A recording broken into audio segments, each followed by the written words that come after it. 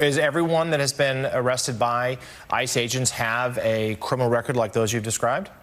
Absolutely not. And I said from day one, January 20th, we will prioritize public safety threats and national security threats. However, we will enforce law. That is Trump's border czar, Tom Homan, admitting on television this morning that, of course, they are targeting innocent people.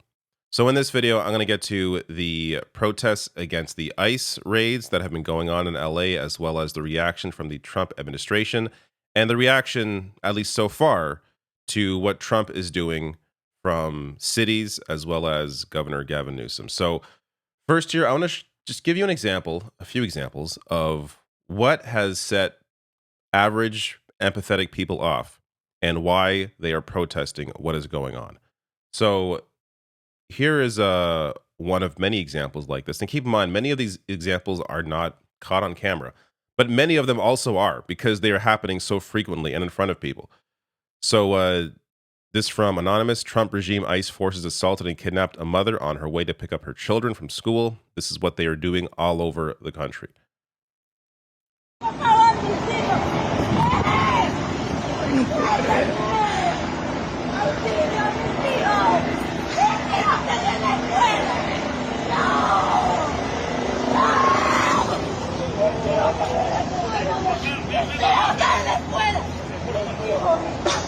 my God. It's absolutely terrifying. This is state-induced terrorism. Think of the damage, not just on the individual, which of course is horrifying, but the psychological damage on her family. Even in the perfect scenario, let's say she is returned back to her family. She's allowed to be with her family. Think of the ongoing fear that she's always going to have now of just being out in public, out of fear that she'll be targeted again and have to go through this again. This is an innocent woman trying to pick up her children. Here's another similar example. This is from May 9th. Massachusetts police hold girl's face to the ground as ICE agents arrest her mother. This video is so disturbing that I don't think I could even share this on YouTube. I will link to all my sources, though, below the video in the description box. But countless examples like this. And you saw the video at the beginning with Tom Homan saying, oh, we don't just target criminals, but we do enforce immigration laws. Yeah, they're also enforcing those laws, apparently, at immigration courts, where people are trying to get their situation settled. They are purposely targeting these areas, unlawfully grabbing people up, abducting them, and shipping them off to other countries. And in some cases, to jails. Completely innocent people. I've discussed the other cases before of people being snatched up and sent to CCOT. Like the level of depravity is unimaginable. So it's no wonder people are beginning to stand up en masse and fight back against this. There are countless examples of just the insanity going on. U.S. citizen child recovering from brain cancer removed to Mexico with undocumented parents. The family was on their way to an emergency medical checkup while they were detained at an immigration checkpoint. This story, just to be clear, is from March. This one from April. 3 U.S. citizen children, one with cancer, deported to Honduras. Lawyers say this is another example of just, I don't feel like I need to really say anymore or explain why this is insane. Stephen Miller has set his sights on new targets to find undocumented immigrants, Home Depot and 7-Eleven. This is where we start to get to the protests. Take a look at the date here. June 3rd is when Stephen Miller says, I want to target Home Depot. A few days later, day laborers recount ICE raid outside LA Home Depot. Workers who witnessed the raid say officers arbitrarily grabbed and detained migrants. The immigration sweep was one of several that sparked a wave of unrest. So here is an image of ICE standing outside Home Depot. Cool. What a wild country. From Common Dreams, according to the LA Times, the Home Depot protest began peacefully until officers lobbed flashbang grenades and pepper balls at the crowd, after which some individuals responded by throwing rocks and other objects at the ICE cars, and one person drove their vehicle toward the ICE agents. Quote, many of the protesters did not appear to engage in these tactics, the LA Times reported. In another incident, Lindsay Toslowski, the chief executive of Immigrant Defenders Law Center wrote on social media that ICE agents threw a tear gas canister at two of the center's female attorneys after they asked the agents if they could see a warrant and observe their activities. So here is that image right before tear gas was thrown at them. Hassan writing on Twitter, people who freak out about retaliation to cops at these rallies need to attend one protest, and they'll quickly realize that the agitators are the armed dudes in riot gear tear gassing thousands of unarmed taxpayers who are paying for the chemicals as well as their salaries and pensions. And this was the larger reaction to the ongoing ICE raids. So this is when the peaceful protests really ramped up. LAPD issued a citywide tactical alert. Tens of thousands are flooding LA streets to protest ICE raids. Our streets! Our streets! Our streets!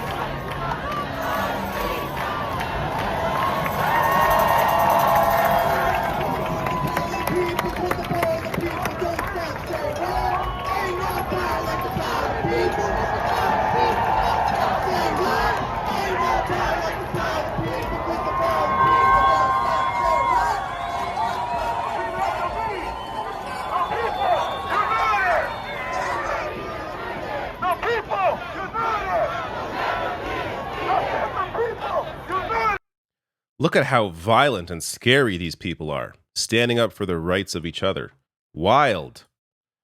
So, of course, Trump had to call in the National Guard under a rarely used law. I'll get to that rare use in a second here. But this was such a concerning thing. Trump was so concerned. He had to call in the National Guard. That's why that same day, here he is in the Situation Room, surrounded by his White House staff cheering him on. Here's another image from the Situation Room, surrounded by his staff, and beside what I assume is Vice President J.D. Vance. They're very concerned about the safety of the citizens of LA, so they are ensuring they are doing what they need to keep everybody safe. So this was an unprecedented move. 2,000 National Guard troops were called in to squash the protests. It is the first time since 1965 that a president has activated a state's National Guard force without a request from the state's governor. The last time was when Lyndon B. Johnson sent troops to Alabama to protect civil rights demonstrators in 1965. Look at how far we've come. One time you had a president protecting people who were protesting. Now you have a president sending the National Guard in to squash protests. Freedom. So Isaiah Martin writing here, Trump is thirsty to change the subject from last week. I do think this is maybe part of it, though, considering it appears Stephen Miller is the one running the show. I would think it would happen regardless. That said, it's definitely changed the subject from the stuff Elon Musk was highlighting as his former ally. But here's a great Trump quote. Masks will not be allowed to be worn at protests. What do these people have to hide and why?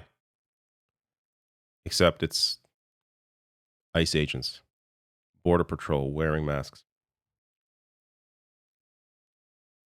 Why would you feel the need to do this? Unless you know what you are doing is wrong. If you were so proud of what you did for a living, why not just show everybody who you are? Let us know. Who are you? Show your face.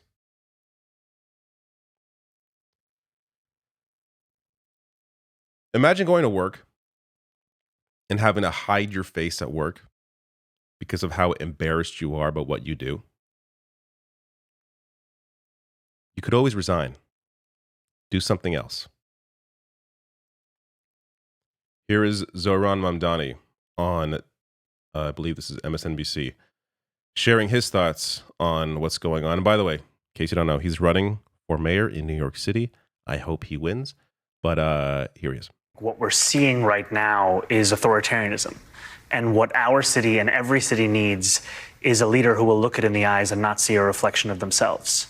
Because this isn't just an attack on immigrants who are being picked up by masked men in unmarked cars. This is an attack on the very essence of our cities and our states and our country. And we are seeing too many so-called leaders across this country who are sitting idly by as this takes place, when we know that Donald Trump never rewards concessions. He can only be defeated if you're willing to fight him. And that's the kind of fight we have to bring in this country in this moment. I think he's exactly right. So far, we are seeing people do their part with these protests. We need political leaders, politicians to stand up and do their part. And so far, there is one clear example of that, and that is the city of Glendale. Writing here, after careful consideration, the city of Glendale has decided to end its agreement with the U.S. Homeland Security / ICE to house federal immigration detainees. This local decision reflects our core values: public safety, transparency, and community trust. So they have been under pressure from civil rights groups about ending this relationship. And in the wake of these protests, they in fact have done so. Good on the city of Glendale. Hopefully there are more examples of this. There is, I guess, worth mentioning here, the potential that Gavin Newsom may sue the Trump administration, though it's over the use of the National Guard. Though it's always hard to know where these lawsuits go, what the result of them are actually going to be. That said, it's something, I suppose. But Newsom is describing it as an unconstitutional act, saying commandeering a state's National Guard without consulting the governor of that state is illegal and immoral. So we'll see where that goes. But it's good to see people standing up in support of human rights. I would like to see more politicians do what they can with their power to stop what is going on.